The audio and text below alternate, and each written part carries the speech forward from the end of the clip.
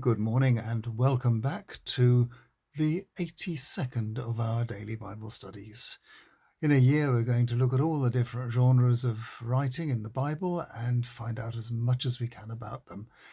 And today it's day 82, and it appears that in this particular part of the saga of ancient Israel, Israel is boasting of committing genocide.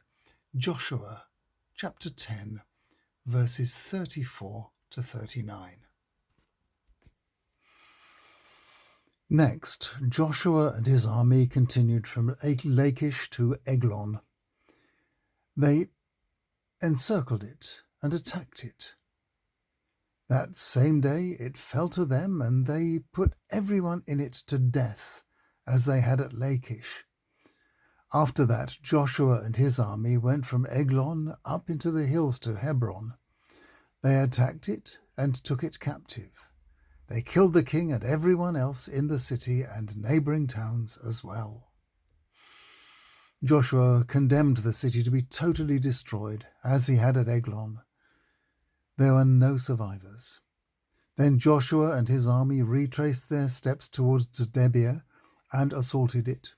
He took it with its king and the neighboring towns, and they exterminated the population. What Joshua had done to Debir and its king, he had already done to Hebron and to Libnah and its king.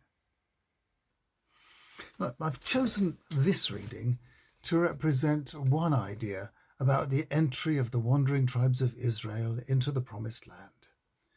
When looking at the way the people were awed by certain natural events, I have already shown you the river Jordan drying up to let them across, and the walls of Jericho falling down to let them conquer the city. You can see those on days 18 and 19, and now we see the way that, with hindsight, they chose to remember the occupation of the land.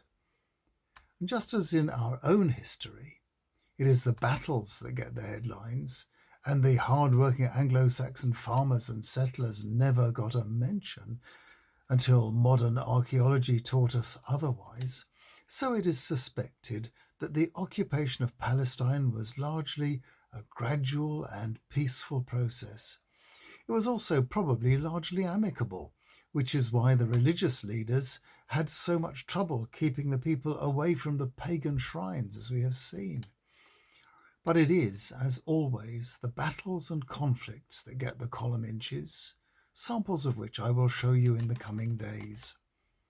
To us today, this unpleasant passage shows Joshua acting like a genocidal fascist, and it was probably for racial and religious reasons that such stories were repeated and found their way into Scripture.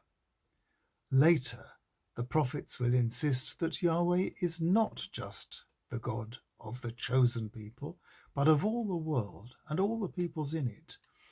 And it took the disciples of Jesus, and notably St. Paul, an early convert, to enable belief in God to break out of its national bubble into the wider world. Tomorrow, another celebration of victory, this time by the bravery and cunning of a famous woman, Deborah.